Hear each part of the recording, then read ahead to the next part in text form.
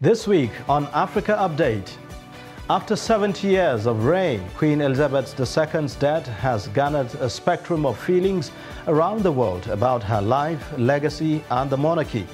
For some on the African continent, the impact of the colonial past will continue to overshadow the relationship of Britain and its former colonies. On Africa Update today, we take a look at the Queen's influence in post-colonial Africa, plus our Africa Roundup, where we will be bringing you some of the bigger stories on the African continent. This is Africa Update on Trust Television, reaching you from Abuja, Nigeria's capital. I am Ayuba Ile. Thank you for joining.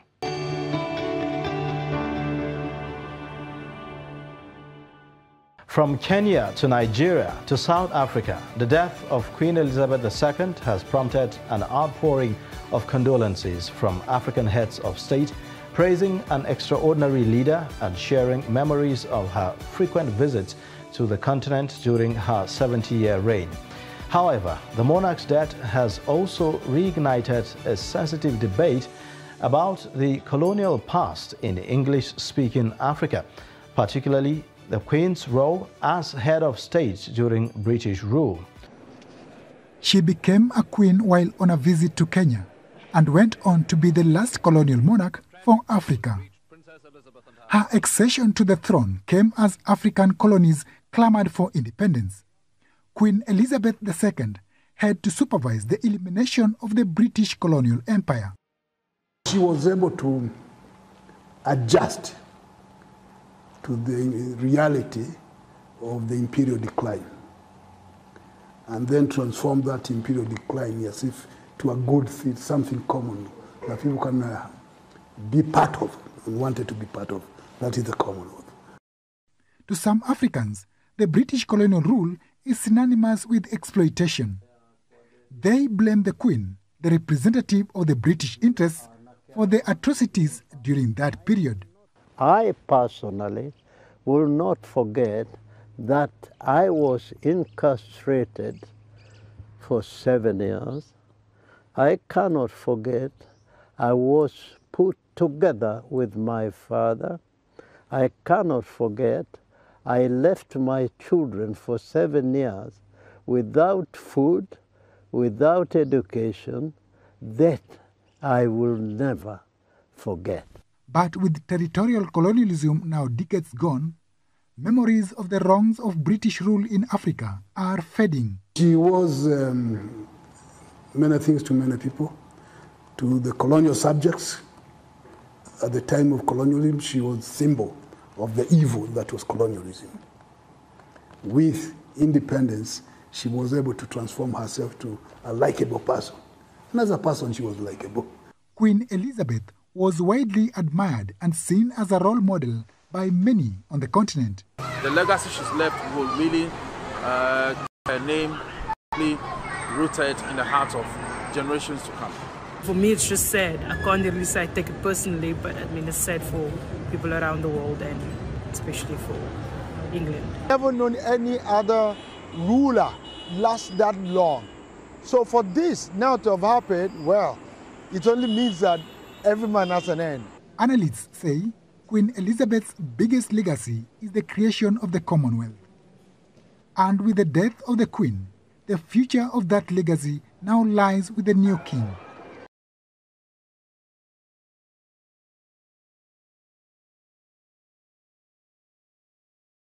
Adagbo Onoja, School of International Relations, University of St. Andrews, Scotland, joins me to talk about this. Thank you for joining. Thank you. All right, what do you make of the kind of reactions that have trailed the death of Queen Elizabeth II, especially against the backdrop of the colonial past?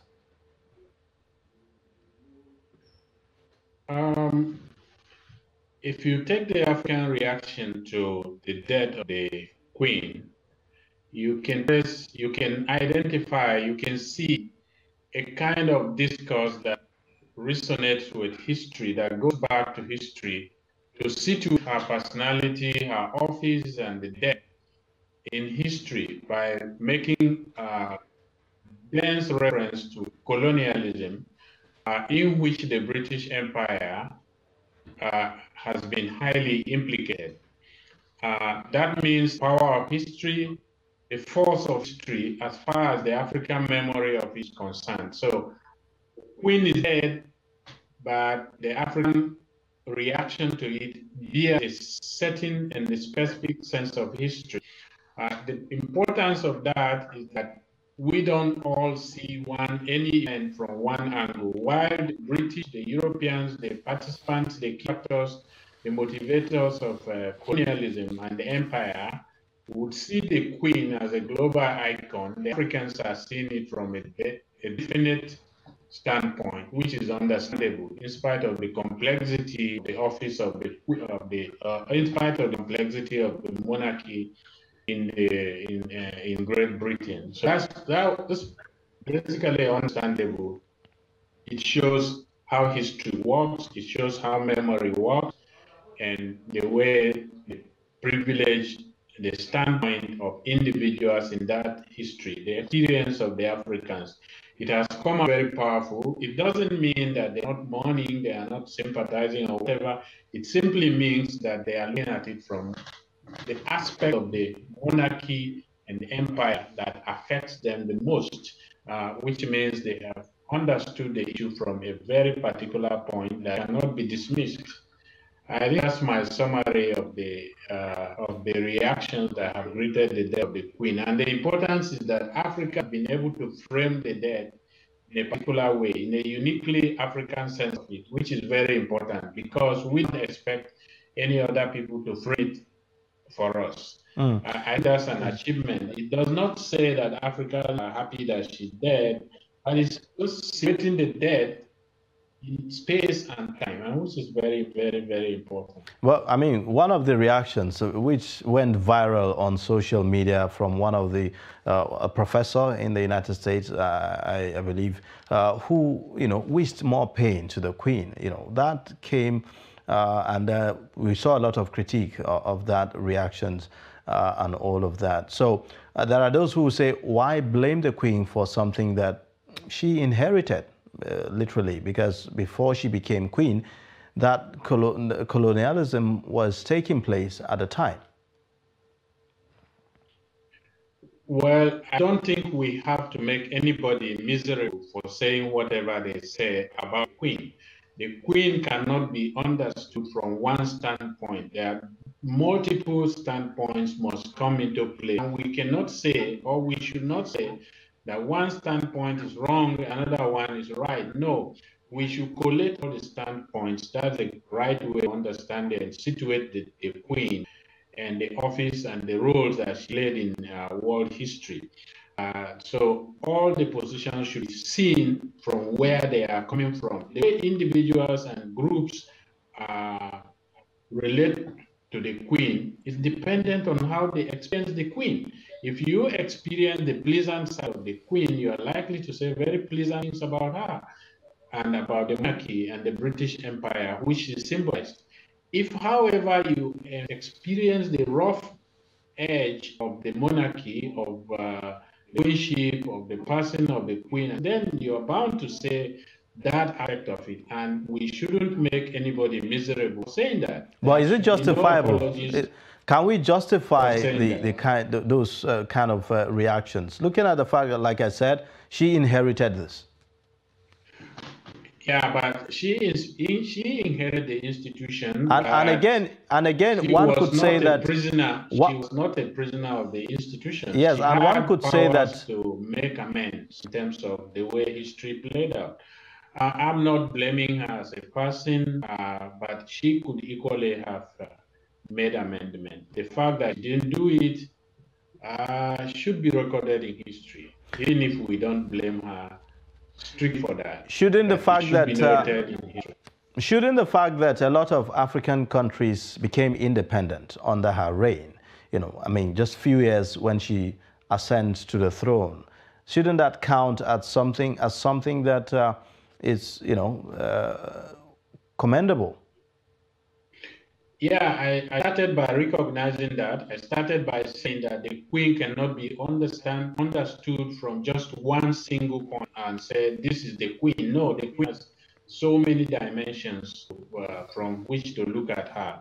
And the fact that the fact of independence for many African countries during her reign can be counted for her, and some people will say that's positive, but it does not automatically then mean that we should also forget about history.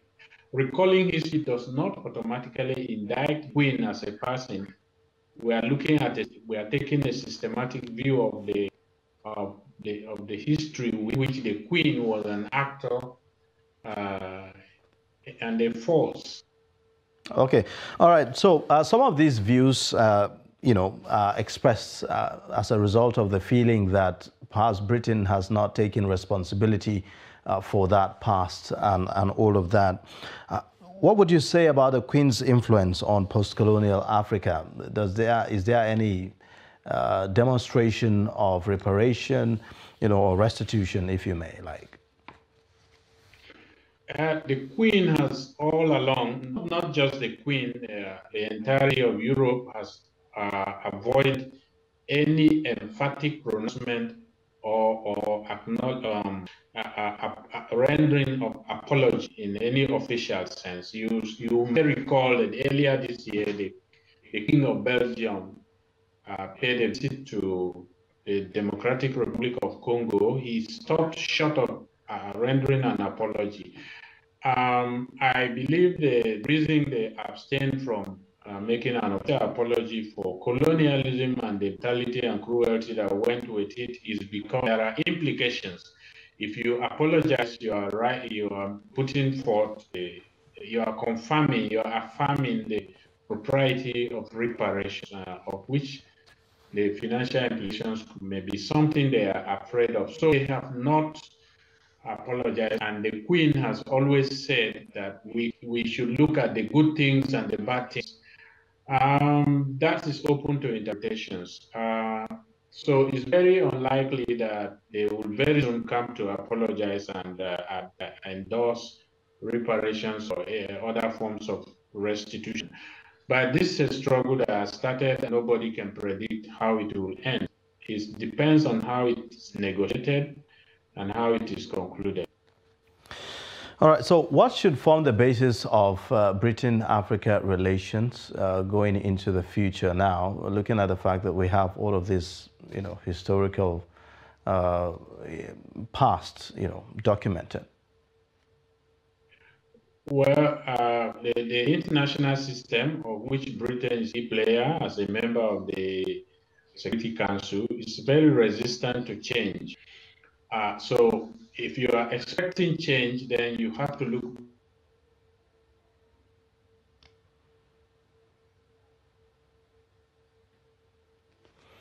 All right, it appears that to look back in Africa itself and see if the forces that are organizing change, the extent to which they can compel a particular kind of change. The degree of migration from Africa into Europe and the Western world does not support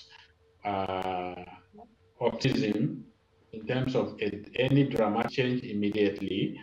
But this is an issue that has been put on the table, the issue of restitution, acceptance of the responsibility for colonialism, the cruelty of that system, the need to make amends. How the ends will come, we don't know at the moment. And nobody will be able to say right now how the amendments will come. It depends on the forces for change within Africa and the issues put on the table, the way they define the impact of colonialism. And that we shall be seeing as the world unfolds, especially now that you have a new way of great power renegotiation of international confederation of power, okay. Which Africa is not very definitive in terms of what it wants at the moment. So yes, it's a very fluid situation, difficult for anybody to say what is going to happen. The only thing that we can say is that the issue of reparations has been put on the table. How it is pushed and what outcomes result are issues of speculation at the moment. All right, so on the part of Africans, how have they been able to move away from that past in terms of, finding their own identity and also being able to build structures for themselves and be able to, compete globally? Yeah, that's some people would say that's where the tragedy lies. I don't know where I read it, but there's a story, there's an article in some newspaper somewhere that look at India, that no matter how you look at India today, they have been able to move from where colonialism left them, in the sense that the Indian economy has overtaken the British economy. Now, that is not the story from Africa, and that's a tragedy. First and foremost, Africa does not have the kind of universities that will produce the critical mass that will interrogate the African existential challenges. That's the fundamental error. That's the real tragedy, that we don't have the power to articulate our situation, to frame it in a very critical manner and articulate in a way that the world must take notice. We haven't got that. If you haven't got that, you can buy frigates, you can buy bombers, you can buy the costliest, the most sophisticated aircrafts, all sorts of things. You are still powerless. The power of articulation is the first requirement for change and transformation in Africa. Practically, we don't have that. We don't have universities that you can call universities. In terms of this critical framing of our crisis of existence and the way forward, that's where the power lies. We don't have that. We don't have the kind of media that can put these issues on global agenda. So once these critical elements are missing, then our misery will continue. Now, in that sense, Africa has not been able to respond to the colonial the colonialism in the way the Indians have been able to respond, and we should look in that direction. Well, quite a sad one, and of course a food for thought and a wake-up call, I may say, at this juncture. Thank you so much, Adagwo Onoja from the School of International Relations, University of St. Andrews, Scotland. Thank you for joining us on Africa Update. You're most welcome. All right, that's that for this segment. We'll take a short breather, and then when we return, we'll take a look at Africa Roundup.